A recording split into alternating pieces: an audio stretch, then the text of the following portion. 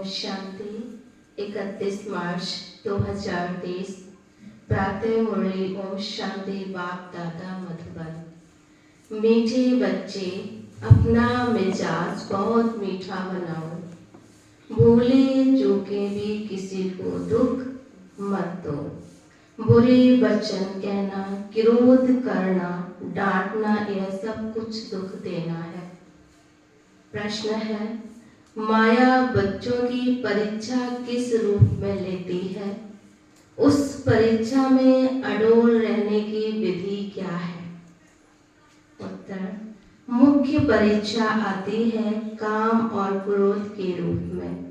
यह दोनों मुश्किल ही पीछा छोड़ते हैं। क्रोध का भूत घड़ी घड़ी दरवाजा खटखटाता है, कहता है यह कहाँ भों तो नहीं करते हैं। अनेक प्रकार के तूफान दीपक को हिलाने की कोशिश करते हैं। इन परीक्षाओं में अडोल रहने के लिए एक सर्वशक्तिवान बाप से योग रखना है। अंदर खुशी के नगाड़े बजते रहें। ज्ञान और योग बल ही इन परीक्षाओं से पास करा सकता है। गीत है, निर्मल की लड़ाई बलवान से। ओम शांति। बच्चे समझते हैं और बाप भी समझाते हैं कि तुम फिर से आए हो पारलौकिक बाप के पास, और सब है लौकिक बाप। यहाँ है सब आश्री बुद्धि, सतयुग में है देवी बुद्धि। आश्री बुद्धि के बाद फिर देवी बुद्धि जरूर बनना है। आसुरी और देवी, पतित और पावन में फर्क बहुत है। तुम जानते हो हम पावन थे, फिर रावण ने पतित बनाया। अभी फिर बाप द्वारा हम फिर से पावन दुनिया का वर्षा ले रहे हैं। सतयुगी राज्य भाग्य का, वह भी 21 जन्मों के लिए। जब बाबा बच्चों को कहते हैं तब याद करते हैं, फिर भूल जाते हैं। जो बात याद रहती है वह फिर औरों को समझाने के लिए दिल टपकती है। याद नहीं होगी तो दिल टपके ही नहीं, फिर वह खुशी की उछल नहीं आएगी। मुरझाई हुई शकल दिखाई देगी। अभी तुम बच्चे जानते हो हम फिर से, अभी तुम बच्चे जानते हो फिर से गवाया हुआ सतयुग का राज्य भाग्य ले रहे हैं। वह जो कृष्ण से राज्य गवाया था वह तो लिया, परंतु माया ने हमारा राज्य छीना, ये कोई को पता नहीं। कृष्ण से तो राज्य ले लिया हट से, भूख हड़ताल आदि करके, यहाँ तो वह कोई बात नहीं है। तुम्हारे दिल में है हम 5000 वर्ष पहले मुआफिक फिर से राज्य भाग्य प्राप्त करते हैं, बाप की श्रीमत पर चलने से। इसमें तलवार आदि कुछ भी चलाने की मत नहीं देते हैं। कहते हैं बच्चे स्वीट टेम्पर बनाओ, बहुत मीठे बनो। सदियों में शेर बकरी इकट्ठे जल पीते थे, एक दो के प्यार में रहते थे, दुख का बार नहीं होता। यहाँ दुख का बार बहुत होता है। काम कटारे चलाना यह भी दुख का बार है। किसको बुरी वचन कहना व क्रोध करना, डांटना, यह भी दुख देना है। बाप कहते हैं किसको भी यह दुख नहीं देना, अपना मिजाज बहुत मीठा बनाओ। भूले चूके भी दुख देने का काम नहीं करो। श्री कृष्ण के लिए कहते हैं इतनी रानियां को भगाया, तो भी कहते हैं भगाया सुख के लिए। अभी तुम समझ गए हो श्री कृष्ण की बात नहीं है। भगवान के साथ गीता के साथ फिर महाभारत लड़ाई का कनेक्शन है। अभी वही संगम युग है। श्री कृष्ण का तो नाम नहीं है, श्री कृष्ण की राजधानी है सतयुग। श्री कृष्ण ने कोई को पतित बनाने के लिए कभी राखी नहीं बांधी। यह है पतितों को पावन बनाने का उत्सव। सो तो पतित पावन परमात्मा ही है ना कि श्री कृष्ण। श्री कृष्ण का जन्म तो सतयुग में हुआ।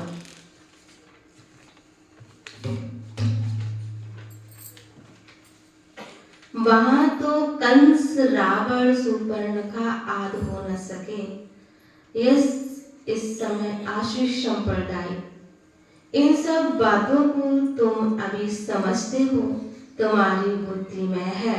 हमने बेहद के बाप से अनेक बार राजयोग सीखा और 21 जन्म राजपद पाया है, फिर माया से राज गवाया। जो माँ बाप दादी के दिल पर चढ़े हुए बच्चे हैं, वही दिल तख्त नशीन बनेंगे। जो फरमान बरदार नहीं, वह क्या पद पाएंगे? पद पाना चाहिए सूर्यवंशी, नहीं तो पाई पैसे के दास दासी जाकर बनेंगे। बाप दादा की आज्ञा पर नहीं चलते हैं। ब्रह्मा की मत भी मशहूर है, शिव बाबा की श्रीमत भी मशहूर है। तो ब्रह्मा और शिव बाबा के साथ उनकी औलाद की भी मत मशहूर होनी चाहिए।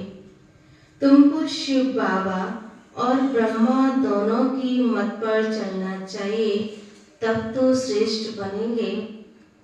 माँ पिता भी श्रेष्ठ बनने के लिए कितनी अच्छी धारणा कराते हैं। सब बच्चों को पढ़ाते हैं, मुरली सब बच्चों के पास जाती है। इनका पार्ट है पढ़ाने का। कई बच्चे ऐसे भी हैं जो माँ बाप से भी अच्छा पढ़ाते हैं। शिव बाबा की तो बात ही ऊंच ठहरी, परंतु मम्मा बाबा से भी इस समय होशियार बच्चे हैं। भले संपूर्ण तो नहीं बने, कुछ ना कुछ कांटे भी लगते हैं। माया का बार होता है, दीवों को तूफान लगते हैं। जितना ज्ञान और योग में रहेंगे, तो इस घृत से तुम्हारी ज्योति जगती जाएगी। कोई दीपक में घृत थोड़ा कम हो जाता है तो लाइट कम हो जाती है। कोई का दीवा बहुत अच्छा जलता रहता है।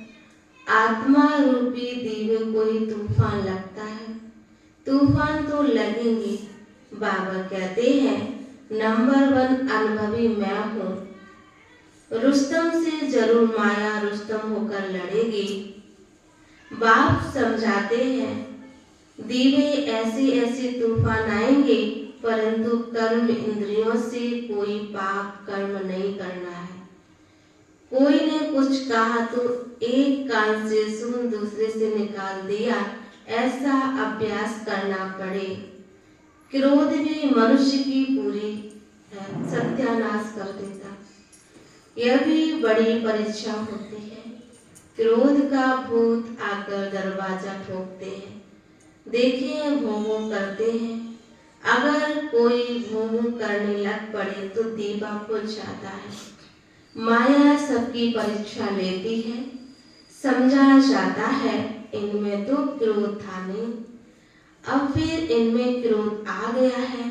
बाबा के पास बहुत अच्छे बच्चे थे। माया का तूफान सहन नहीं कर सके तो गिर पड़े। फिर कहा जाता है किस्मत। हम परीक्षा में ठहर नहीं सकते। बच्चों को तो परीक्षा में बड़ा अडोल रहना है। अंगद मिशल, यह भी एक मिसाल है। तुम बच्चों के अंदर खुशी के नगाड़े बजने चाहिए। सर्वशक्तिमान बाप के साथ योग रखने से मदद आप ही मिलती रहती है। कोई होशियार पावर नहीं लेते, बाबा सब युक्ति सिखलाते हैं। बाप को याद करो तो विकर्म विनाश होगी। क्रोध की भी स्टेजेस होती है। काम का तो बड़ा खराब है। सरल कोई में काम का भूत फिर प्रवेश ना करे, उनको योग बल से निकाल देना है। योग से ही क्रोध का भूत भी निकलता है। घड़ी घड़ी दरवाजा खटखटाते हैं, कहाँ मार्जिन देखी और कुछ पढ़ते। यह 5 चोर अंदर बहुत घाटा डाल देते हैं। हम कितने शाहूकार थे, 5 विकारों ने कितना कंगाल बना दिया है। इनका बड़ा सरदार है काम, सेकंड नंबर है क्रोध। काम बच्चू बादशाह है, बड़ा मुश्किल से पीछा छोड़ते हैं। बड़ा भारी दुश्मन है, बहुत तंग करते हैं। बेचारी अबलाएं कितनी मार खाती हैं, उनकी फरियाद सुनी नहीं जाती। यह फरियाद सिर्फ एक बाप ही सुनने वाला है, परंतु वह भी सच्चे जो होंगे उनकी सुनेंगे, झूठों की नहीं। तो यह बेकार मनुष्य को एकदम डर्टी बना देते हैं। क्रोध की बीमारी उथल पड़ती तो क्रोध अपने भी सत्यानाश कराते, दूसरे की भी खुराक बंद हो जाती, हंगामा होता है। तो बाप से जो खुराक लेने आते हैं उन्हों का बंद हो जाता है, उन्हों पर बंधन आ जाता है। फिर उनकी अविनाशी भविष्य जन्म जन्मांतर की आजीविका बंद हो जाती है। ऐसे जो परमपिता परमात्मा से वर्षा लेने में बेघन डालते हैं, उन पर कितना पाप पड़ेगा, बात मत पूछो। वह जैसे कि अपने ऊपर कृपा के बदले श्राप डालते हैं। कोई ट्रेडर बन जाते हैं तो कितने का नुकसान करते। भविष्य हीरे जैसा जीवन बनाने में रुकावट पड़ती है। इसलिए बाप कहते महापापी, महाबेसमझ, महाकमबख्त देखना हो तो यहाँ देखो। कोई अखबार में उल्टा सुल्टा डाल देते तो बेचारी माताओं पर कितनी आपदाएं आ जाती हैं। जानते हुए और फिर कुछ करते हैं तो उन पर धर्मराज की कितनी मार पड़ेगी। बाप कहते हैं ऐसा काम कोई नहीं करे जो ट्रेटर बने और अबलाओं पर अत्याचार हो। उनको गाजी भी कहा जाता है। माथे में खून का टेम्परेचर बढ़ जाता है तो फिर तलवार उठाकर मारने लग पड़ते हैं, फिर उन्हों को फांसी पर चढ़ा देते हैं। यहाँ भी ऐसे बन पड़ते हैं। कोई में क्रोध का बोध आ जाता है तो कितनों की आजीविका बंद कर देते हैं। बाप कहते हैं ऐसे के लिए फिर बहुत कड़ी सजा है। जो ट्रेटर बन विघन डालते हैं उनके ऊपर बड़ा पाप चढ़ता है। चढ़े तो जाके वैकुंठ रस, गिरे तो चकनाचूर। यहाँ तो वैकुंठ का मालिक या तो नौकर चाकर, ऐसा काम जो करेगा तो इतना ही पाप आत्मा भी बनेगा। बहुतों को दुख देने के निमित्त बन जाते हैं। बाबा को तरस पड़ता है माताओं का तो रिगार्ड रखना है। वंदे मातरम गाई जाती है। बाप आकर कलश माताओं पर रखते हैं, उन पर अत्याचार बहुत होते हैं। तो शिकिलते बच्चों को बहुत मदद देनी चाहिए। अगर कोई को मदद के बदले और ही उल्टा काम करते हैं तो कितना नुकसान हो जाएगा।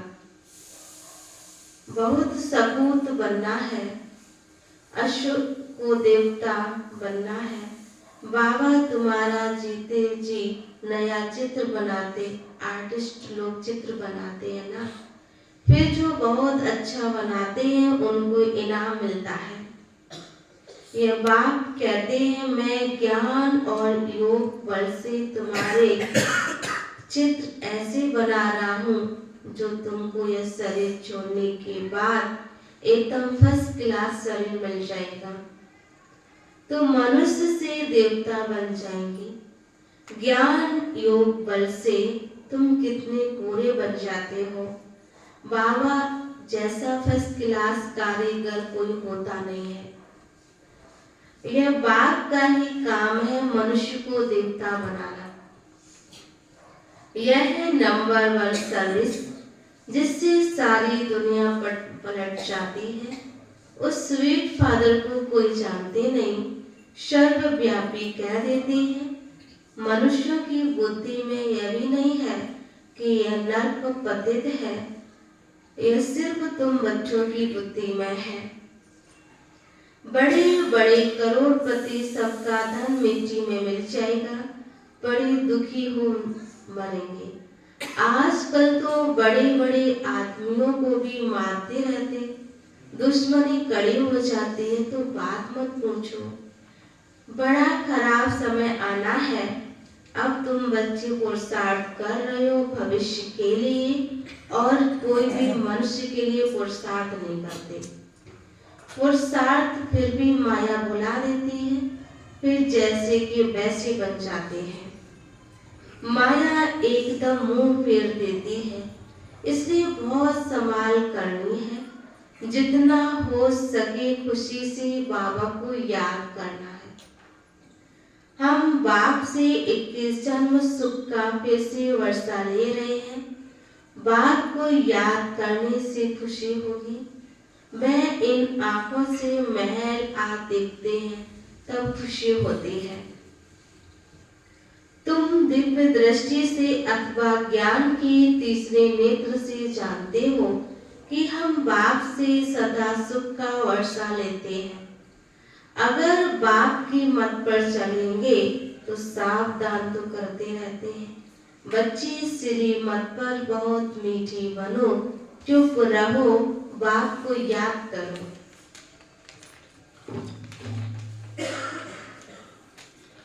तुम बच्चों जैसा सौभाग्यशाली इस सृष्टि पर कोई नहीं है। तुम स्वर्ग का मालिक बनते हो, वहाँ बड़ा सुख है। यह भी जानते हैं राजयोग वही सिखाएंगे जो कल्प पहले सीखे होंगे। तुम देखते हो पंडित सर्विस पर फूलों को व कलियों को बागवान के पास ले जाते हैं, फिर उनको सर्विस की आफरीन भी मिलती है। ज्ञान है बहुत सहज। इस जीवन को मोस्ट वैल्यूबल कहा जाता है। पत्थर से हीरे जैसा गरीब से साहूकार बनते हो। गाया हुआ भी है अतीन्द्रिय सुखमय जीवन। गोप गोपियों से पूछो, कौन सी गोप गोपियां? जैसी बाबा ने सुनाया, यह है बड़ी लॉटरी। बाप स्वर्ग का रचयिता है, तो और बाप और स्वर्ग को याद करना बहुत सहज है। विश्व का मालिक बनना कम बात थोड़ी है। कहाँ दूसरा कोई धर्म होता नहीं। बच्चे जान गए हैं कि हमने आधा कल्प अनेक प्रकार के दुख देखे हैं। अब बहुत अच्छा पुरुषार्थ करना है। इस दुनिया में कोई सुखी हो नहीं सकता। वहां तो सब सुखी होंगे। ऐसे सुख के राज्य में ऊंच पद पाने में मजा बहुत है। बॉक्सिंग में घड़ी घड़ी थप्पड़ खाते, गिरते नहीं रहना। बेकार में गिरा तो एकदम जोर से चोट लग जाती है। क्रोधी भी बहुत खराब है। घड़ी घड़ी चोट नहीं खानी चाहिए, नहीं तो गिर पड़ेंगे। अच्छा, मीठे मीठे सिखलते बच्चों प्रति माता पिता बाप दादा का याद प्यार और गुड मॉर्निंग। रूहानी बाप की रूहानी बच्चों को नमस्ते। धारणा के लिए मुख्य सार है, ऐसा कोई भी कर्म नहीं करना है जो अपने ऊपर कृपा के बचे श्राप आ जाए। कोई भी भूत के बस हो ट्रेटर कभी नहीं बनना। श्रीमत पर बहुत बहुत मीठा बनना है, चुप रहना है, बहुत मीठी मिजाज से बात करनी है, कभी काम या क्रोध के वश नहीं होना। आज का श्री वरदान है, सरल संस्कारों द्वारा अच्छे गुरु की आकर्षण से परे रहने वाले सदा हर्षित मूर्त भाव। अपने संस्कारों को ऐसा इजी सरल बनाओ तो हर कार्य करते भी इजी रहेंगे। यदि संस्कार टाइट है तो सरकमस्टेंस भी टाइट हो जाते हैं, संबंध संपर्क वाले भी टाइट व्यवहार करते हैं। टाइट अर्थात खींचतान में रहने वाले। इसलिए सरल संस्कारों द्वारा ड्रामा के हर दृश्य को देखते हुए अच्छे और गुरु की आकर्षण से परे रहो। ना अच्छाई आकर्षित करे और ना ही बुराई, तब हर्षित रह सकेंगे। श्लोगन है, जो सर्व प्राप्तियों से संपन्न है वही इच्छा मात्र अविद्या है।